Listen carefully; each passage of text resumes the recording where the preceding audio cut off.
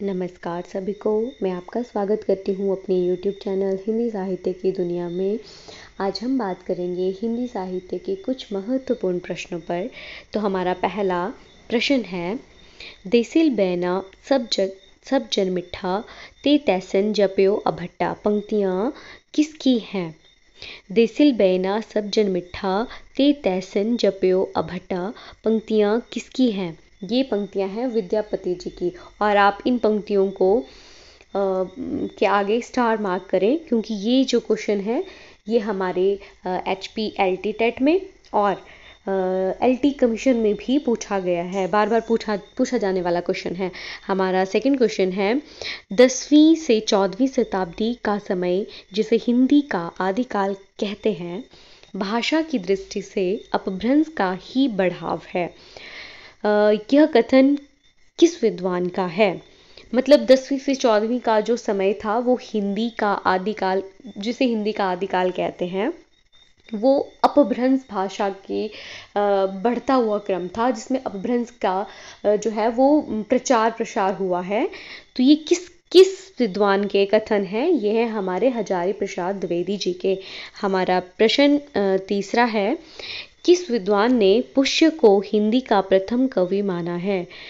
किस विद्वान ने पुष्य को हिंदी का प्रथम कवि माना है?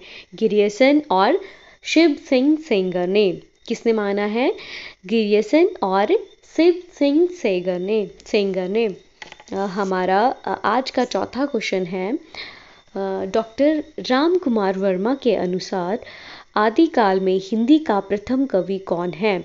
डॉक्टर राम कुमार के अनुसार आदिकाल का जो प्रथम कवि है वो कौन है? तो उनके अनुसार स्वयंभू जी जो हैं वो आदिकाल के प्रथम कवि माने गए हैं। उन्होंने जो है हिंदी साहित्य के आदिकाल के जो पहले कवि हैं वो स्वयंभू जी को माना है। हमारा पांचवा प्रश्न है आज का, कवि सरहप्पा का समय राहुल सांकृत्यायन ने क्या निश्चित किया है? कवि सरहप्पा, जो सरहप्पा हुए हैं, उनका जो समय है वो राहुल सांकृत्यायन ने क्या निश्चित किया है? 769 समय जो है वो निश्चित किया है। हमारा छठा क्वेश्चन है, अपभ्रंश का वाल्मीकि किसे कहते हैं?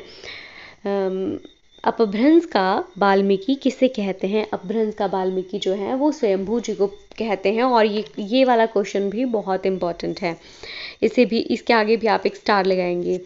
हमारा सातवां क्वेश्चन है, किस सिद्ध कवि की रचनाओं में रहस्य भावना की प्रधानता है?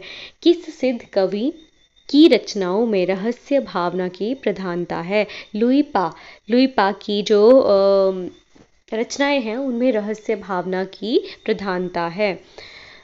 हमारा आठवां प्रश्न है, नाद न बिंदु न रवि न शशि मंडल काव्य पंक्ति किस कवि की है? नाद न बिंदु न रवि न शशि मंडल काव्य पंक्ति किस कवि की है? तो ये है हमारी सरहप्पा जी की।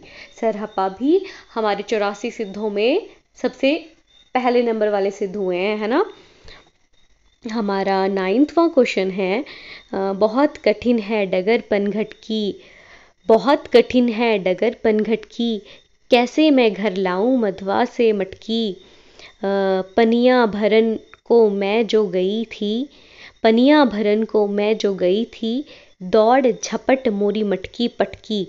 किसकी हैं ये पंक्तियाँ? ये पंक्तियाँ हैं अमीर खुसरो जी की। किसने लिखी हैं ये? अमीर खुसरो जी ने ये पंक्तियाँ लिखी हैं। हमारा 60वां प्रश्न है, जो आज का अंतिम प्रश्न भी है, हिंदी मुक्तक काव्य परंपरा का सबसे प्रिय छंद जो आदिकालीन साहित्य की देन है वह है दोहा। आदिकालीन साहित्य की देन क्या है? मतलब आदिकाल में जो सबसे ज़्यादा प्रयोग हुआ है परंपरा लिखने की, काव्य परंपरा लिखने की जो छंद प्रयोग हुआ है वो है दोहा। कौन सा है? दोहा। धन्यवाद दोस्तों। हिंदी साहित्य के इसी तरह के प्रश्नों के लिए आप हमारे चैनल हिंदी साहित्य की दुनिया को लाइक करें, शेयर करें एंड सब्सक्राइब करें।